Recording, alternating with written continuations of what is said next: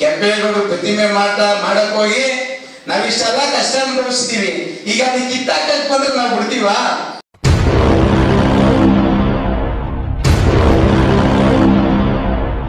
ಯಾವುದೇ ಕಾರಣಕ್ಕೂ ಅವ್ರು ಕೆಂಪೇಗೌಡರ ಪ್ರತಿಮೆನ ಮುಟ್ಟಿದ್ರೆ ಅವ್ರಿಗೆ ಅಲ್ಲೇ ಶುರುವಾಯ್ತು ಸೂತ್ಕ ಅಂತ. ಅವತ್ತಿಂದಲೇ ಶುರುವಾಯ್ತು ಸೂತ್ಕ.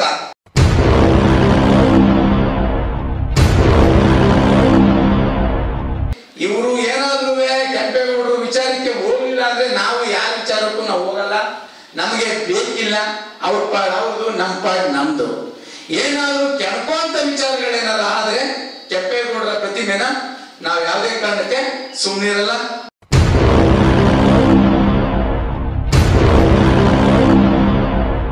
ಇದು ಕೇವಲ ಟ್ರೈಲರ್ ಅಷ್ಟೇನೆ, ಇದು ಪಿಕ್ಚರ್ ಇನ್ನ ಮುಂದೆ ಇದೆ. ಇವ್ರು ಏನಾದ್ರು ಕೆಂಪೇಗೌಡರ ಪ್ರತಿಮೆಗೆ ಕೈ ಹಾಕಿದ್ರೆ ಪ್ರತಿ ಗ್ರಾಮದಲ್ಲಿರ್ತಕ್ಕಂಥ ಎಲ್ಲ ಜಾತಿ, ಎಲ್ಲ ವರ್ಗ, ಎಲ್ಲ ಧರ್ಮದ ಜನ ಬಂದು ಅಲ್ಲಿ ಕೆಂಪೇಗೌಡರನ್ನ ಕಾವಲಾಗಿ ಕಾಯ್ತೀವಿ.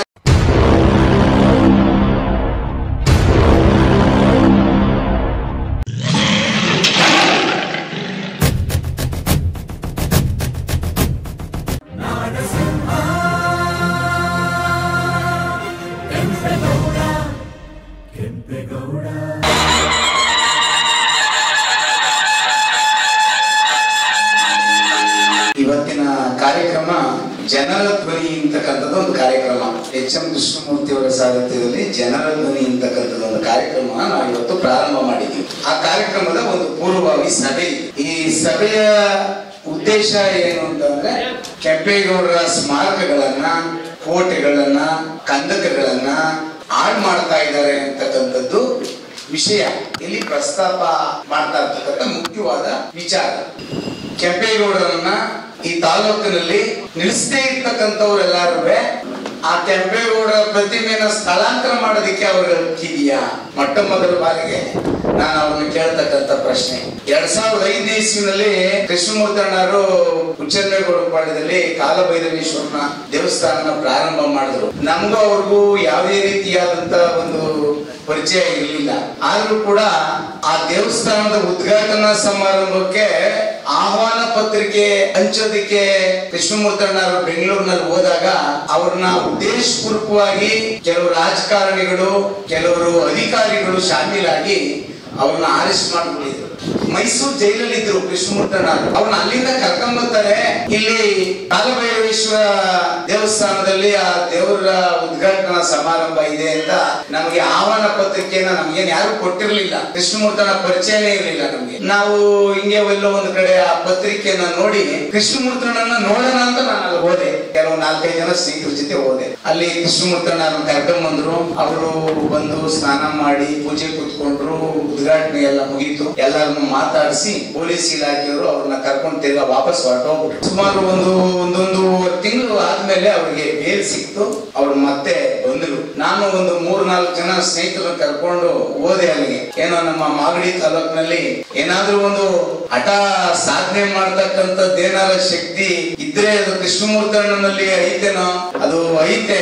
ಅವರು ಅಲ್ಲಿಂದ ಕುಂತ್ಕೊಂಡು ಈ ಒಂದು ದೇವಸ್ಥಾನ ಮಾಡಿ ಈ ನಮ್ಮ ಮಾಗಡಿ ತಾಲೂಕಿಗೆ ಸಮರ್ಪಣೆ ಮಾಡವ್ರೆ. ಏನಾದ್ರೂ ಮಾಡಿ ಇವ್ರ ಕೈನಲ್ಲಿ ನಾನು ಒಂದು ಕೆಂಪೇಗೌಡರ ಪ್ರತಿಮೆಯನ್ನ ಮಾಗಡಿ ತಾಲೂಕಿನಲ್ಲಿ ಮಾಡಿಸ್ಬೇಕು ಅನ್ನೋದು ನನ್ನ ಮನಸ್ಸಿನಲ್ಲಿ ಬಂದು ಬೆಂಗಳೂರಿಗೆ ಹೋದೆ. ಇವತ್ತು ಕೂಡ ನನಗೆ ಬಹಳ ನೆನಪಿದೆ. ಮೆಜೆಸ್ಟಿಕ್ ಅಲ್ಲಿ ಇಳಿದ್ಬಿಟ್ಟು ಫೋನ್ ಮಾಡು ತಮ್ಮಣ್ಣ ಅಂತ ಹೇಳಿದ್ರು. ಇಳಿದು ಎಲ್ಲಿ ಬರೋಣ ಅಂದೆ.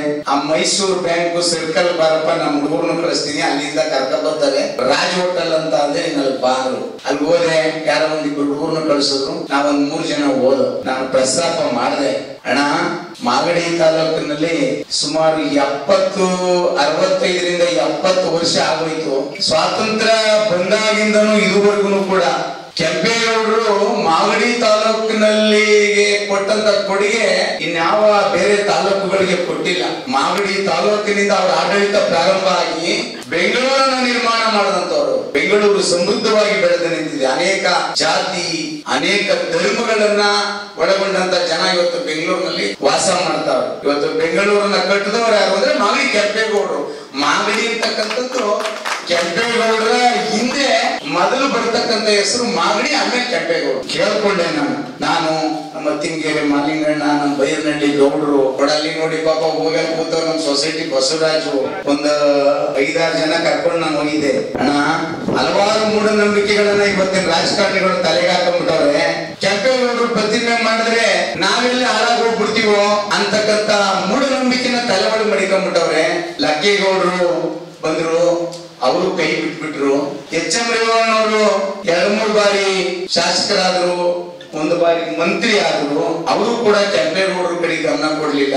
ಬಾಲಣ್ಣ ಅವರು ಕೂಡ ಮಾಡ್ಲಿಲ್ಲ ಕೆಂಪೇಗೌಡರ ಪ್ರತಿಮೆನ.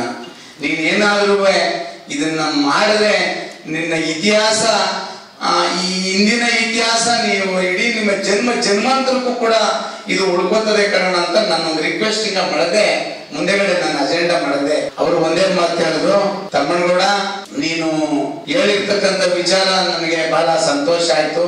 ನೀನು ಒಂದು ಸಂಘಟನೆ, ನಾವು ಏನಾದ್ರೂ ಮಾಡ್ಬೇಕಾದ್ರೆ ಯಾವ್ದಾದ್ರು ಒಂದು ಸಂಘ ಸಂಸ್ಥೆ ಮೂಲಕ ಮಾಡೋಣ. ನೀನು ಕೂಡ್ಲೆ ಒಂದು ಸಂಘದ ಹೆಸರನ್ನ ನೀನು ನನಗೆ ರೆಡಿ ಮಾಡ್ಕೊಡು ಅಂತ ಕೇಳಿದ್ರು. ನಾಡಪ್ಪ ಕೆಂಪೇಗೌಡರು ಸಂಘ, ಕೆಂಪೇಗೌಡ ಅಭಿವೃದ್ಧಿ ಸಮಿತಿ, ಹಿಂಗೆ 4-5 ಹೆಸರುಗಳನ್ನ ಬರ್ಕೊಂಡೋಗಿ ಅವ್ರ ಮುಂದೆ ಇಟ್ಟೆ.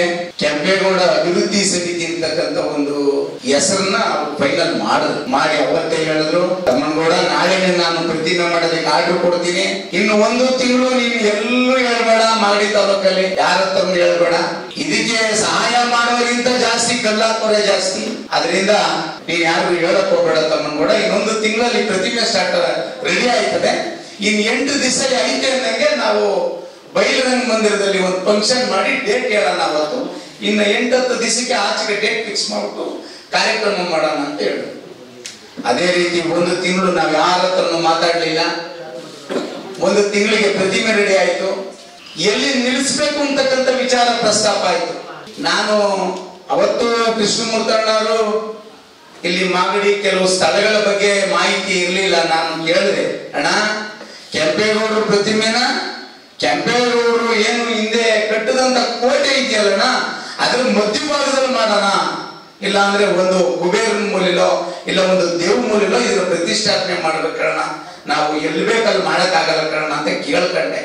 ಹೌದು ತಮ್ಮನಗೌಡ, ಅದೇ ಜಾಗ ಸೂಕ್ತ ಅಂತ ಹೇಳಿ ಮೊದಲು ನಾವು ಕೆಂಪೇಗೌಡರು ಕೋಟೆ ಬರ್ದು, 2ನೇದು ಮುನ್ಸಿಪಲ್ ಆಫೀಸ್ ಬರ್ದು, ತಾಲೂಕ್ ಆಫೀಸ್ ಮುಂಭಾಗ ಬರ್ದು, ಡೂಮ್ ಲೈಟ್ ಸರ್ಕಲ್ ಬರ್ದು, ಕೆಂಪೇಗೌಡ ಸರ್ಕಲ್ ಒಂದು 6 ಜಾಗನ ಗುರುತು ಮಾಡಿ ಮುನ್ಸಿಪಲ್ ಆಫೀಸ್ಗೊಂದು, ಎಚ್ ಎಂ ರೇವಣ್ಣವರು ಅವತ್ತು ಶಾಸಕರು ಅವ್ರಿಗೊಂದು, ಎಸ್ ಎಂ ಕೃಷ್ಣವ್ರು ಮುಖ್ಯಮಂತ್ರಿ ಅವತ್ತು ಅವ್ರಿಗೊಂದು, ಎಲ್ಲರಿಗೂ ಕೂಡ ರಿಕ್ವೇಷನ್ ಕೊಟ್ಟು ಈ 6 ಜಾಗದಲ್ಲಿ ನಮ್ಗೆಲ್ಲಾದ್ರೂ ಒಂದು ಜಾಗನ ನೀವು ಕಾಯಂ ಮಾಡ್ಕೊಡಿ, ಕೆಂಪೇಗೌಡ ಪ್ರತಿಮೆ ಮಾಡಬೇಕು, ನಾವಿಲ್ಲಿ ನಿಲ್ಲಿಸ್ಬೇಕು ಅಂತಕ್ಕಂಥದ್ದು. ಅಲ್ಲಿಗೆ ಎಲ್ಲಾ ರಾಜಕಾರಣಿಗಳಿಗೂ ಎಲ್ಲ ಸೊಳಿ ಜನ ಬಂದ್ಬಿಟ್ಟು ಅವತ್ತಿಗೆ ಕೆಂಪೇಗೌಡರು ಪ್ರತಿಮೆ ರೆಡಿ ಆಗೋದೇ ಇನ್ನ 1 ವಾರದ ಡೇಟು.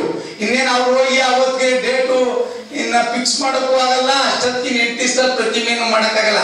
ಹಂಗ್ಬಿಟ್ಟು ಅವಳ ಯಜಮಾನ್ರು ರೆಡಿ ಮಾಡಿದ್ರ ಆ ತರ 8 ದಿವಸ, ಇನ್ನು 8 ದಿವಸ ಡೇಟ್ ಫಿಕ್ಸ್ ಮಾಡ್ದ.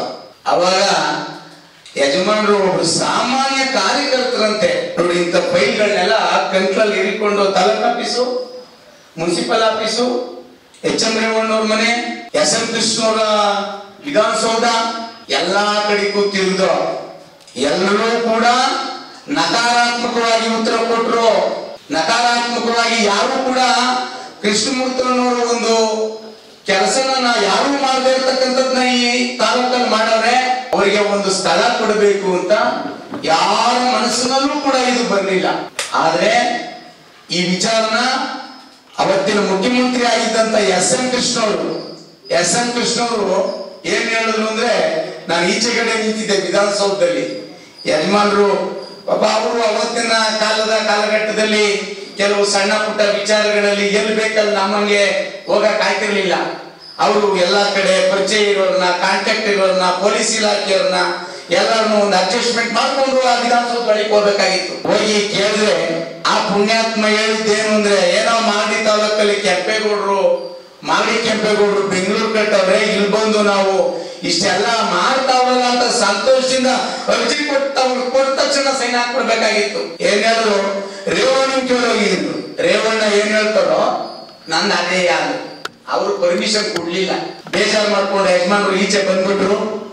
ಈಚೆ ಬಂದಾದ್ಮೇಲೆ ಅವರು ನಾವು ಎಲ್ಲ ಕುಂತ್ಕೊಂಡು ಬೆಂಗಳೂರಿನಲ್ಲಿ ಇರ್ತಕ್ಕಂಥ ಎಲ್ಲ ಕನ್ನಡಪರ ಸಂಘಟನೆಗಳು, ಗ್ರಾಮಾಂತರ ಪ್ರದೇಶಗಳಲ್ಲಿ ಇರ್ತಕ್ಕಂಥ ಎಲ್ಲ ರೈತ ಸಂಘಟನೆಗಳು, ಕಾರ್ಮಿಕ ಸಂಘಟನೆಗಳು ಎಲ್ಲರಿಗೂ ಕೂಡ ನಾವು ಇದನ್ನ ಸಂದೇಶ ರವಾನೆ ಮಾಡ್ಬಿಡೋಣ.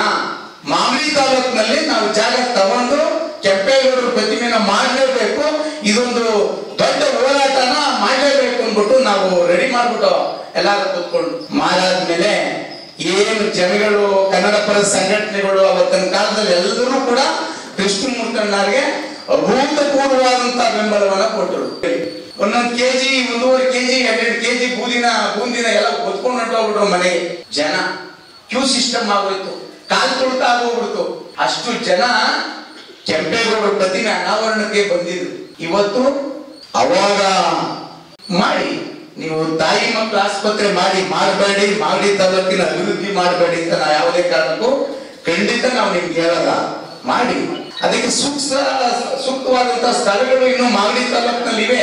ಒಂದ್ ಕಡೆ ಅದನ್ನ ಗುರುತಿಸಿ ಅಲ್ಲಿ ಮಾಡಿ, ಜನಗಳಿಗೆ ಅನುಕೂಲ ಆಗಿ. ನಾವು ಅದನ್ನ ತಾಯಿ ಮಕ್ಕಳ ಆಸ್ಪತ್ರೆ ಮಾಡಬೇಡಿ ಅಂತ ಏನಾದ್ರು ಬಂದಿದೀವ? ಈ ಮಾಡಿರ್ತಕ್ಕಂಥ ಪ್ರತಿಮೆನ ಕಿತ್ಬಿಟ್ಟೆಲ್ಲ ಇನ್ನೊಂದ್ ತಕ್ಕಿಡ್ತೀನಿ ಅಂತ ಆದ್ರೆ ಅದು ಯಾವ ಲೆಕ್ಕ ನಿಮ್ದು? ಮಾಗಡಿ ತಾಲೂಕಲ್ಲಿ ಏನಾದ್ರೂ ಇವತ್ತು ಕೂಡ ಎಲ್ಲಾದ್ರೂ ನೀವು ಇಲ್ಲ 60-65 ವರ್ಷ ಆಯ್ತಲ್ಲ ಸ್ವಾತಂತ್ರ್ಯ ಬಂದು, ಅಲ್ಲಿಗೆ 47, 53, 58, 68, 78 ವರ್ಷ ಆಯ್ತು. ಯಜಮಾನರು ಕೆಂಪೇಗೌಡರು ಪ್ರತಿಮೆ ಮಾಡಿ 2003, ಅಲ್ಲಿಗೆ 13, 18 ವರ್ಷ ಆಯ್ತು. ಅಲ್ಲಿಗೆ ಸುಮಾರು 60 ವರ್ಷ ಆಯ್ತಲ್ಲ. ಈ ಮಾಗಡಿ ಕೆಂಪೇಗೌಡರ ಪ್ರತಿಮೆ ಮಾಡಕ್ಕೆ ನಿಮ್ಗೆ ಯಾರಿಗೂ ಒಬ್ಬರಿಗೂ ಇರ್ಲಿಲ್ವಾ ಧೈರ್ಯ, ಶಕ್ತಿ ಕೊಡ್ಲಿಲ್ವಾ ದೇವರು? ಯಾರೋ ಪುಣ್ಯಾತ್ಮ ಮಾಡಿರ್ತಕ್ಕಂಥ ಈ ಒಂದು ಪ್ರತಿಮೆನ ನೀವು ಬದಲಾವಣೆ ಮಾಡ್ತೀವಿ ಅಂತಂದ್ರೆ ಅದನ್ನ ನಾವು ಬಿಡ್ತೀವ? ನಾವು ಕೆಂಪೇಗೌಡರ ಪ್ರತಿಮೆ ಮಾಡಕ್ ಹೋಗಿ ನಾವು ಕೊಡಬಾರ್ದು ಕಷ್ಟಪಟ್ಟು 32 ಕೇಸ್ ಹಾಕಿಸ್ಕೊಂಡು 31 ಕೇಸ್ಗೆ ಬೇಲ್ ತಕ್ಕೊಟ್ರು ಯಜಮಾನರು. ಬೆಂಗಳೂರು ಹೋಗಿ ಎಲ್ಲ ಗೊತ್ತಿದ್ದೋ ಏನೋ ಒಂದು ಗಲಾಟೆ ಆಗೋಯ್ತು. 31 ಕೇಸ್ಗೆ ಬೇಲ್ ಮಾಡಿಸ್ಬಿಟ್ಟು ಐಲ್ಯಾಂಡ್ ಊಟ ಕೊಡ್ಸ್ಬಿಟ್ಟು ಹೋಗ್ರಪ್ಪ ಆ ಮಾಗಡಿ ಪೊಲೀಸ್ ಸ್ಟೇಷನ್ ತಗೊಂಡೋಗಿ ಕೊಟ್ಕೊಡಿ ಇದನ್ನ ಕಾಪಿನ ಅಂತ ಕೊಟ್ರು. ನನಗೆ ಯಾಕೋಷ್ಟು 3 ಜನ ನಮ್ಮ ರಾಗಣ್ಣ ಎಲ್ಲ ಇಲ್ಲ ಇರ್ಬೇಕು, ನಮ್ಮ ಸೋಲು ರಾಗಣ್ಣ ಅಲ್ಲಿಂದ ಬಂದು ಪೊಲೀಸ್ ಇಲಾಖೆ ರೆಡಿ ಮಾಡಿದ್ರು. ಇದನ್ನ ಮಕ್ಕಳನ್ನ ಜೈಲು ಗೂಡಿದ್ರು. ನಮ್ಮನ್ನ 32ನೇ ಕೇಸಲ್ಲಿ ಫಿಟ್ ಮಾಡಿ ತಗೊಂಡೋಗಿ ಸೆಂಟ್ರಲ್ ಜೈಲು ಬಿಟ್ರು. ಅಲ್ಲಿ ಇದ್ದೆ 1.5 ತಿಂಗಳು. ಕೆಂಪೇಗೌಡರು ಪ್ರತಿಮೆ ಮಾಡಕ್ ಹೋಗಿ ನಾವಿಷ್ಟೆಲ್ಲ ಕಷ್ಟ ಅನುಭವಿಸ್ತೀವಿ. ಈಗ ನೀವು ಕಿತ್ತಾಕಕ್ ಬಂದ್ರೆ ನಾವು ಬಿಡ್ತೀವ? ನಾವು ಅಲ್ಲೋ ಇಲ್ಲೋ ಕುಂತ್ಕೊಳ್ಳೋದ್ರ ಬದಲು ಏನ್ ಮಾಡ್ತೀವಿ? ದಿವಸ ಕೆಂಪೇಗೌಡರ ಪ್ರತಿಮೆನ ಕಾಯ್ತೀವಿ ನಾವು. ಏನ್ ಒಂದೇ ದಿವಸ ಕಿತ್ತಾಕ್ಬಿಡ್ತಾರ? ಯಾವುದೇ ಕಾರಣಕ್ಕೂ ಅವ್ರು ಕೆಂಪೇಗೌಡರ ಪ್ರತಿಮೆನ ಮುಟ್ಟಿದ್ರೆ ಅವ್ರಿಗೆ ಅಲ್ಲೇ ಶುರುವಾಯ್ತು ಸೂತ್ಕ ಅಂತ. ಅವತ್ತಿನೇ ಶುರುವಾಯ್ತು ಸೂತ್ಕ. ಕೆಂಪೇಗೌಡರ ಪ್ರತಿಮೆನ ಯಾವುದೇ ಕಾರಣಕ್ಕೂ ನಾವು ಬಿಡಲ್ಲ. ಕೆಂಪೇಗೌಡ ಪ್ರತಿಮೆನ ಮಾಡಿದಾಗಿಂದ ಕೃಷ್ಣಮೂರ್ತಣ್ಣರು ಈ ತಾಲೂಕಿಗೆ ಏನಾದ್ರೂ ನಾನು ಮಾಡಲೇಬೇಕು, ಈ ತಾಲೂಕಿಗೆ ನಾನು ಕೈಲಾದಂತ ಸೇವೆ ಮಾಡಬೇಕು ಅಂತ ಪ್ರತಿ ಹೋಬಳಿಗಳಲ್ಲಿ ಆರೋಗ್ಯ ಶಿಬಿರಗಳನ್ನ ಹುಟ್ಟಾಕ್ತೋಡಕ್ಕೆ ಕೃಷ್ಣಮೂರ್ತಣ್ಣ. ಈ 20 ವರ್ಷದ ಹಿಂದೆ ಕಲ್ಮಾರಲ್ಲಿ ಜಯಮಣ್ಣನ ಗೊತ್ತು ಯಾರಾದ್ರೂ ಒಬ್ರು ಒಂದು ಆರೋಗ್ಯ ಶಿಬಿರ ಈ ತಾಲೂಕಲ್ಲಿ ಮಾಡಿದ್ರೇನಪ್ಪ? ಒಂದು ಇಲ್ಲ. ಇವ್ರು ಮಾಡಾದ್ಮೇಲೆ ನಾನ್ ಮಾಡ್ತೀನಿ ನೀನ್ ಮಾಡ್ತೀನಿ ಹೋಗೋದು, ಅಲ್ಲಿ ಕೋಳಿ ಕೆತ್ಕೊಂಡ್ ಇಷ್ಟೆಲ್ಲ ಕೆತ್ಬಿಡೋದು, ಎಳ್ಳಾಲ್ ಕರ್ಕೊಂಡ್ ಬರೋದು. ಕೃಷ್ಣಮೂರ್ತಣ್ಣ ಹಂಗ್ ಮಾಡಿರಲಿಲ್ಲ. ಆರೋಗ್ಯ ಶಿಬಿರಗಳನ್ನ ಒಂದೊಂದು ಹೋಬಳಿನಲ್ಲಿ ಆರೋಗ್ಯ ಶಿಬಿರ ಮಾಡಿದ್ರೆ 2 ಬಸ್ ಬಂದು ನಿಂತಿರೋವು. ಕಣ್ಣೋರ್ 25 ಆಳು, ಹೆಣ್ಮಕ್ಳು ಗರ್ಭಕೋಶದವ್ರು 25 ಆಳು, ಅಲ್ಸರು, ಅಪೆಂಡಿಕ್ಸ್, ಒಂಥರದ ಕಾಯಿಲೆ ಇರಲ್ಲ. ಅವ್ರನ್ನೆಲ್ಲ ಇಲ್ಲೇ ಲಿಸ್ಟ್ ಮಾಡ್ಕೊಂಡ್ಬಿಡೋರು. ನಾವು ಹಣ ಸುಮ್ಮನೆ ಕುತ್ಕೊಳ್ಳೋಣ, ಹುಡುಗರುಗಳೆಲ್ಲ ಮಾಡ್ತಾರೆ ಅಂತ ಅಂದ್ರೆ ಎಲ್ಲ ಒಂದು ಪೆನ್ನು ಆಳೆ ತಗೊಳ್ಳೋದು ಅಷ್ಟು ಜವಾಬ್ದಾರಿಯುತವಾಗಿ ಮಿಸ್ಯೂಸ್ ಆಗ್ಬಿಡ್ತದೆ ಅಂತ ಒಂದೊಂದು ತರದ ಕಾಯಿಲೆಗಳಿಗೆ ಒಂದೊಂದು ಆಸ್ಪತ್ರೆಗೆ ಸೇರಿಸಿ ಸ್ವಂತ ದುಡ್ಡಿಂದ ಅವರಿಗೆ ಕಾಫಿ, ತಿಂಡಿ, ಊಟ ಅವ್ರನ್ನ ತಂದು ಮನೆಗೆ ಬಿಡ್ತಕ್ಕಂತ ಕಾರ್ಯಕ್ರಮ. ಮನೆ ಮುಂದೆಗಡೆ ಇಳಿಸಿ ಅವರಿಗೆ ಮುಂದೆ 15 ದಿವಸ 1 ತಿಂಗಳು ತಗೊಳ್ಳುವಂತ ಮಾತ್ರೆಗಳನ್ನ ಮತ್ತೆ 2ನೇ ಬಾರಿ ಹೋಗಿ ಚೆಕ್ಅಪ್ ಮಾಡಿಸುವಂತ ವ್ಯವಸ್ಥೆನ ಮಾಡಿದಂತ ಯಾರೋ ಒಬ್ರು ಧೀಮಂತ ವ್ಯಕ್ತಿ ಇದ್ರು ಅಂದ್ರೆ ಅವರು ಕೃಷ್ಣಮೂರ್ತಣ್ಣ. ಇವರು ಇಲ್ಲಿ ಮಾಡ್ತಾವ್ರು. ಇವಾಗ ಕೆಲವು ಸಣ್ಣ ಪುಟ್ಟ ಮಾಡ್ತಾರೆ, ಇಲ್ಲಿ ಮಾಡ್ಲಿ. ಆದ್ರೆ ಮಾಗಡಿ ತಾಲೂಕಿಗೆ ಪ್ರಾರಂಭದಲ್ಲಿ ಆರೋಗ್ಯ ಶಿಬಿರಗಳನ್ನ ಹಳ್ಳಿಗಾಡಿನ ಜನಕ್ಕೆ ಅನುಕೂಲ ಆಗ್ಬೇಕು ಅಂತಕ್ಕಂಥ ಒಂದೇ ಒಂದು ಆ ಮನಸ್ಸನ್ನ ಇಟ್ಕೊಂಡು ಮಾಡಿದಂಥವ್ರು ಕೃಷ್ಣಮೂರ್ತಣ್ಣ. ಇವತ್ತು ಮಾಗಡಿ ತಾಲೂಕಲ್ಲಿ ನೀವು ಯಾರನ್ನಾರು ಕೇಳ್ಕೊ ಬನ್ನಿ, ಆ ಮಾಗಡಿ ತಾಲೂಕು ಇಡೀ ಜನಕ್ಕೆ ಊರಬ್ಬ ತರ ಮಾಡಿ ಅನುದಾನ ಮಾಡಿರುವಂತ ಲಿಸ್ಟ್ ಅಲ್ಲಿ ಯಾರು ಇದ್ರೆ ಮೊದಲನೇ ಲಿಸ್ಟ್ ಅದು ಕೃಷ್ಣಮೂರ್ತಣ್ಣ ನಂಬರ್ 1. ಇನ್ಯಾರು ಇಲ್ಲ ಈ ಲಿಸ್ಟ್. ಅದು ಕೃಷ್ಣಮೂರ್ತಣ್ಣವರು ಮಾಡಿದಂತ ಸೇವೆ. ಆದ್ರೆ ರಾಜಕಾರಣದಲ್ಲೂ ಕೂಡ ಇನ್ನು ಹೆಚ್ಚಿನ ಸೇವೆಯನ್ನ ಮಾಡಬೇಕು ಅಂತಕ್ಕಂಥ ಮನಸ್ಸನ್ನ ಅವ್ರು ಇಟ್ಕೊಂಡು, ನಾನು ಕೇವಲ ಸಂಘ ಸಂಸ್ಥೆನಲ್ಲೇ ಬೇಡ, ನನ್ಗೂ ಒಂದು ರಾಜಕೀಯದ ಅಧಿಕಾರ ಅಂತಕ್ಕಂಥದ್ದು ಸಿಕ್ಕಿದ್ರೆ ನಾನು ಜನಗಳಿಗೆ ಇನ್ನೂ ಹತ್ತಿರದಿಂದ ಸಹಾಯ ಮಾಡ್ಬೋದು ಅಂತ ಒಂದು ಮನಸ್ಸನ್ನ ಇಟ್ಕೊಂಡು ರಾಜಕಾರಣಕ್ಕೆ ಬಂದಾಗ ಮೊದಲನೇ ಬಾರಿ ಅವರಿಗೆ ಭೂತಪೂರ್ವವಾದಂತ ಯಶಸ್ಸು.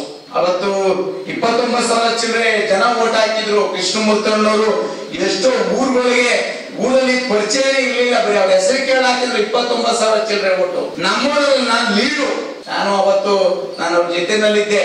ನಮ್ಮೂರಲ್ಲಿ ಕೃಷ್ಣಮೂರ್ತಣ್ಣಗೆ ನಾನು ಲೀಡ್ ಕೊಟ್ಟೆ. ಇನ್ನೂ ಬೇರೆ ಬೇರೆ ಊರುಗಳಲ್ಲೂ ಕೆಲವೆಲ್ಲ ಲೀಡ್ ಆಯ್ತು. ಇನ್ನ 11,000 ಚಿಲ್ಲರೆ 11,800 ಏನೋ ತಗೊಂಡ್ಬಿಟ್ಟಿದ್ರೆ ಅವತ್ತು ನಾವು ಈ ತಾಲೂಕಿಗೆ MLA ಆಗ್ತಾ ಇದ್ರು. ಡಿವೈಡ್ ಮಾಡಿದ್ದೀನಿ ನಾನಲ್ಲ. ಹಾಗೆ ಆ ರಾಜಕಾರಣದ ಹಾದಿನಲ್ಲಿ ಸ್ವಲ್ಪ ಸಣ್ಣ ಪುಟ್ಟ ಎಡರುತೊಡರುಗಳಾದೋ ಅಲ್ಲಿ ಹಿನ್ನಡೆ ಆಗಿದೆ. ಜಯರಾಮಣ್ಣ ಹೇಳ್ದಂಗೆ ಇದೇನೋ ಟ್ಯಾಕ್ಟರ್ ಪಲ್ಟಿ ಆಯ್ತು, ಅಪ್ಪ ಮಕ್ಕಳು ಅಪ್ಪಚ್ಚಿ ಆದ್ರು ಅಂತಾರಲ್ಲ, ಅದೆಲ್ಲ ಯಾವು ಇಲ್ಲ. ನೀರಿನ ಮೇಗ್ಲು ಗುಳ್ಳೆ ಇದು ರಾಜಕಾರಣ. ಯಾರು ಯಾವತ್ತು ಏನ್ ಬೇಕಾದ್ರೂ ಆಗ್ಬೋದು, ಆ ಭಗವಂತನ ಆಶೀರ್ವಾದ ಇದ್ರೆ ಅಂತಕ್ಕಂಥದ್ದು ನಮ್ ಕಣ್ಮುಂದೆ ನಡೀತಾ ಇದೆ. ಇವತ್ತಲ್ಲ ನಾಳೆ ಕೃಷ್ಣಮೂರ್ತಣ್ಣವ್ರಿಗೆ ಬಡವರ ಸೇವೆ ಮಾಡತಕ್ಕಂತ ಒಂದು ಒಳ್ಳೆ ಅಧಿಕಾರ ಈ ತಾಲೂಕಲ್ಲಿ ಸಿಗ್ಬೇಕು ಅಂತಕ್ಕಂಥದ್ದು ನಮ್ಮೆಲ್ಲರ ಆದಾಸೆ. ಅವ್ರಿಗೆ ಯಾಕಪ್ಪ ಅಂತ ಅಂದ್ರೆ ನಾವು ಸ್ವಂತವಾಗಿ ಮಾಡ್ತಕ್ಕಂಥದ್ದಲ್ಲ, ಅದರಲ್ಲಿ ನಾನು 4 ಜನಕ್ಕೋ 5 ಜನಕ್ಕೋ ಸಹಾಯ ಮಾಡ್ಬೋದು ಅನ್ನೋದಿದ್ರೆ, ಒಂದು ಅಧಿಕಾರ ಅಂತಕ್ಕಂಥದ್ದು ಇದ್ರೆ 400 ಜನ ಸಹಾಯ ಮಾಡುವಂತ ಒಂದು ಶಕ್ತಿ ಬರ್ತದೆ ಅಂತಕ್ಕಂಥ ಒಂದು ಉದ್ದೇಶ ಇಟ್ಕೊಂಡು ನಾನು ಯಜಮಾನರ ವಿಚಾರ ಮಾತಾಡ್ತಾ ಇದ್ದೀನಿ. ಇಂಥ ವ್ಯಕ್ತಿಗಳು ಸಮಾಜಕ್ಕೆ ಬೇಕು. ನಿಸ್ವಾರ್ಥ ಸೇವೆ ಮಾಡ್ತಕ್ಕಂಥವ್ರು, ಯಾವುದೇ ಸ್ವಾರ್ಥ ಮನೋಭಾವ ಇಲ್ಲ. ನಾನಲ್ಲಿ ಮಾಗಡಿ ತಾಲೂಕಿಗೆ ಬರ್ಬೇಕು, ನಾನಲ್ಲಿ ಯಾವ್ದೋ ಒಂದು ಇಲ್ಲಿನ ಸಂಪಾದನೆ ಮಾಡ್ಬೇಕು, ಇಲ್ಲಿನ ದುಡ್ಡನ್ನ ನಾನೆಲ್ಲೋ ಹೊತ್ಕೊಂಡು ಹೋಗ್ಬೇಕು ಅಂತಕ್ಕಂಥ ಭಾವನೆನ, ಸ್ವಾರ್ಥ ಮನೋಭಾವನೆನ ಇಟ್ಕೊಂಡು ಇವತ್ತಿವರೆಗೂ ಕೃಷ್ಣಪ್ಪನವರು ಯಾವುದೇ ಒಂದು ಸಮಾಜ ಸೇವೆನ ಈ ಸ್ಥಳದಲ್ಲಿ ಮಾಡಿಲ್ಲ. ಆದ್ರೆ ಇವತ್ತು ರಾಜಕಾರಣ ಏನಾಗತ್ತೆ ಅಂದ್ರೆ, ಈ ಸಮಾಜ ಸೇವೆ, ಜನಗಳ ಕಷ್ಟ ಸುಖ ಇವೆಲ್ಲ ಯಾರು ಕೇಳ್ತಾ ಇಲ್ಲ. ಯಾವುದೇ ಒಂದು ತುಕಡಿ ಅವ್ರನ್ನ ಕಾಯಕ್ಕೆ 50 ಜನ ಬಂಡ್ರು ಮಗಳು ಕೊಟ್ರು, ನೀನೇ ಎಲ್ಲ, ನೀನೇ ಹುಲಿ, ನೀನೇ ಇಲ್ಲಿ ಯಾವ ಹುಲಿಗಳು ಇಲ್ಲ. ಸಮಾಜ ಸೇವೆ ಮಾಡೋನೇ ಹುಲಿ ಓದ್ತಾ ಇದ್ರೆ ಯಾರು ಹುಲಿ, ಯಾರು ಹೆದರ್ಕೊಂಡ್ರು ಯಾರವ್ರೆ, ಊರು ಬಿಟ್ಬಿಟ್ಟು ಹೋಗೋರು ಯಾರವ್ರೆ, ಯಾರು ಇಲ್ಲ. ನಾನು ಯಾರು ಉದ್ದೇಶಪೂರ್ವಕವಾಗಿ ನಾನು ಯಾರ ಬಗ್ಗೆನೂ ಮಾತಾಡ್ತಾ ಇಲ್ಲ. ಆದ್ರೆ ಒಬ್ಬ ವ್ಯಕ್ತಿ ಮಾಡಿರ್ತಕ್ಕಂಥ ಸಮಾಜ ಸೇವೆನ ಅಲ್ಲಿ ತಂದು ನಿಲ್ಸಿದೀವಿ. ಆಲ್ರೆಡಿ ಕೆಂಪೇಗೌಡ ಅಲ್ಲಿ ಬಂದು ನಿಂತವನಿ. ಕೆಂಪೇಗೌಡನ್ನ ನಿಲ್ಲಿಸ್ಬೇಕಾದ್ರೆ ಎಷ್ಟು ಹೋರಾಟ, ಎಷ್ಟು ಮನೆ ಬಾಗಿಲು ಅವ್ರು ಹತ್ತಿರ್ಬೋದು ನೋಡೋಣ. ಏನು ಯಾರು ದುಡ್ಡು ಕೊಟ್ರ, ಕಾಸು ಕೊಟ್ರ, ಯಾರೋ ನಾವು ಕೂಡ ಒಬ್ಬ ಪ್ರಧಾನ ಕಾರ್ಯದರ್ಶಿಯಾಗಿ ನಮ್ಮ ಹತ್ರನೂ ಕೂಡ ಎಲ್ಲ ಎಂತವ್ರು ನಮ್ಗೆ ಅವತ್ತು ಯಾರ ಹತ್ರ 10 ರೂಪಾಯಿ ಕಾಸು ಇಲ್ಲ, ನಾವು ಡೈರೆಕ್ಟರ್ ಕೊಡ್ತಾವ ಅಂತವ್ರೆಲ್ಲ ನಾವು ಸುಮ್ಮನೆ ಅವ್ರ ಹಿಂದೆಗಡೆ ಸುಮ್ಮನೆ ಹೋಗವು. ಎಲ್ಲಾರಕ್ಕಾದ್ರೆ ಯಾರು ಕೂತ್ಕೊಳ್ಳಿ, ಇಲ್ಲಿಂದ ಕೂತಿರೋವು ಪ್ರತಿಯೊಬ್ಬರು ರಾಜಕಾರಣಿಗಳು, ಪ್ರತಿಯೊಬ್ಬರು ಅಧಿಕಾರಿಗಳು ಮನೆ ಬಾಗಿಲಿಗೂ ತುಳಿದು ಬಿಟ್ರು ಅವ್ರು. ಅವತ್ತು ಅಷ್ಟೆಲ್ಲ ಕಷ್ಟ ಅನುಭವಿಸವ್ರೆ. ಇವಾಗ ಸುಮ್ನೆ ನಾವ್ ಏಕಾಏಕಿ ಕೆಂಪೇಗೌಡರು ಪ್ರತಿಮೆಯನ್ನ ಸೈಡ್ ಮಾಡ್ಬಿಡ್ತೀವಿ, ಆ ಪಶು ಆಸ್ಪತ್ರೆ ಇದು ಮಾಡ್ಬಿಡ್ತೀವಿ, ಅದು ಹೊಂಟೋಯ್ತದೆ, ಇದು ಹೊಂಟೋಯ್ತದೆ. ಯಾಕೆ ಎಲ್ಲಿ ಹೊಂಟೋಯ್ತದೆ? ಯಾರಪ್ಪ ಇದು ಸೊತ್ತು? ಮಾಡಪ್ಪ, ನೀನ್ ಮಕ್ಕಳ ಆಸ್ಪತ್ರೆ ಮಾಡು, ತಾಯಿ ಆಸ್ಪತ್ರೆ ಮಾಡು, ನೀನ್ ಬೇರೆ ಜಾಗ, ಒಂದು ಸೂಕ್ತವಾದ ಜಾಗ ನಿರ್ಧಾರ ಮಾಡು, ಅಲ್ಲಿ ಮಾಡು. ಕೆರೆ ಕಟ್ಟೆಗಳನ್ನ ಉಳಿಸಿ ದೇವಸ್ಥಾನಗಳನ್ನ ಅಭಿವೃದ್ಧಿ ಮಾಡ್ಬೇಕು. ನಾವು ನಮ್ಮ ಅಪ್ಪನ ಹಾಕೋತೀವಿ ಮನೇಲಿ, ಫೋಟ ಸತ್ತೋಗಿರ್ತಾನೆ ನಮ್ಮಪ್ಪ, ನಮ್ ತಾತ ಸತ್ತೋಗಿರ್ತಾನೆ, ನಮ್ ಮುತ್ತಾತ ಸತ್ತೋಗಿರ್ತಾನೆ.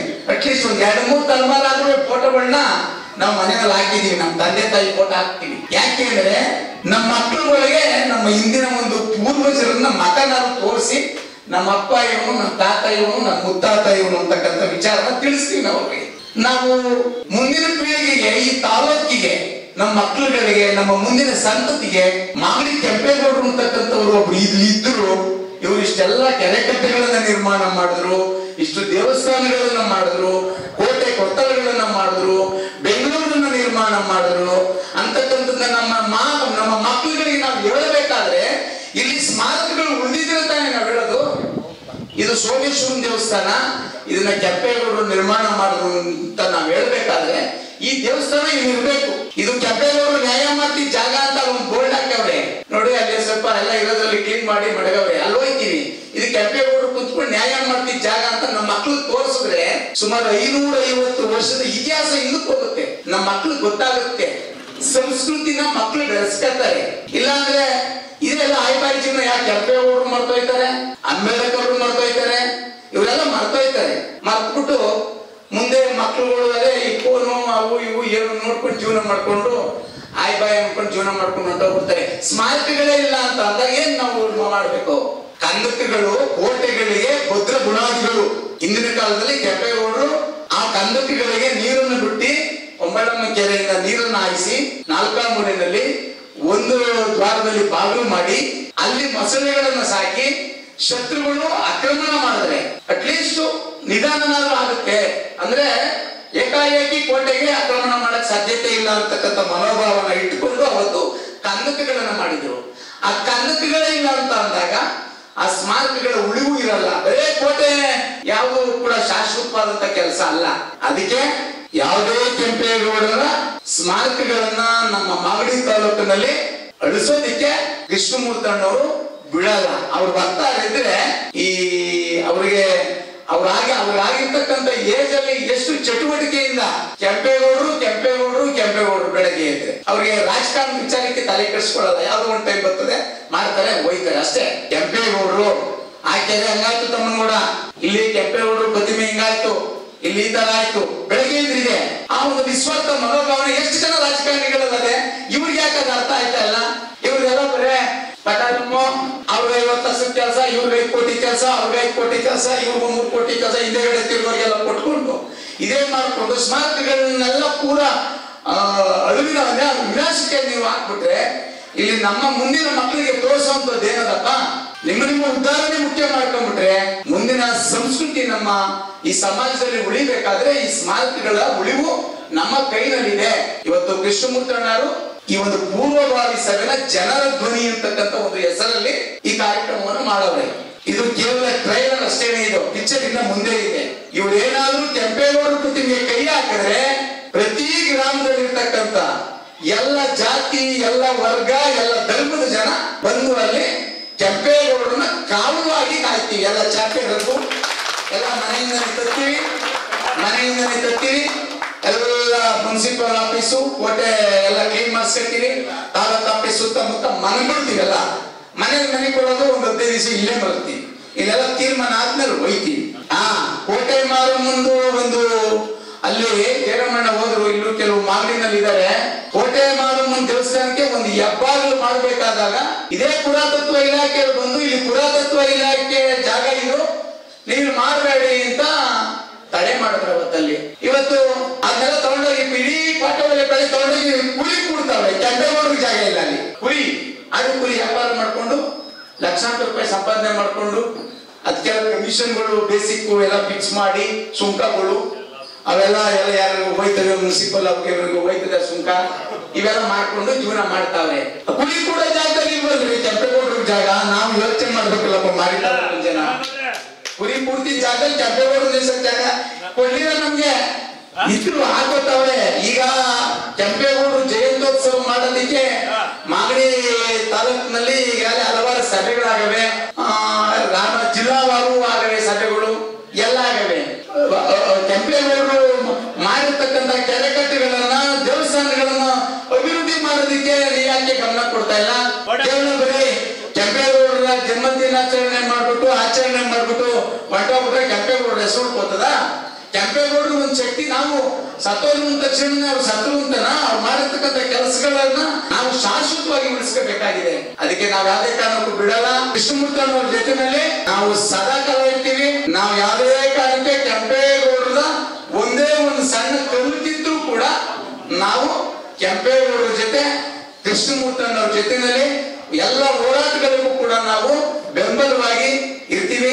ನಮ್ಗೆ ನಾವ್ಯಾರು ವಿರೋಧಿಗಳಲ್ಲ, ಯಾರು ವಿರೋಧಿಗಳಲ್ಲ. ನಮ್ಗೆ ನಾವು ಎಲ್ಲ ಸಿಕ್ಕರು ನಮಸ್ಕಾರ ಹೊಡಿತೀವಿ. ನಮ್ಗೆ ಬೇಕಾಗಿರೋದು ನಮ್ಮ ಕೆಂಪೇಗೌಡರ ಸ್ಮಾರಕ ಉಳಿಬೇಕು, ನಮ್ಮ ಕೆಂಪೇಗೌಡರ ಕೆರೆಕಟ್ಟೆಗಳು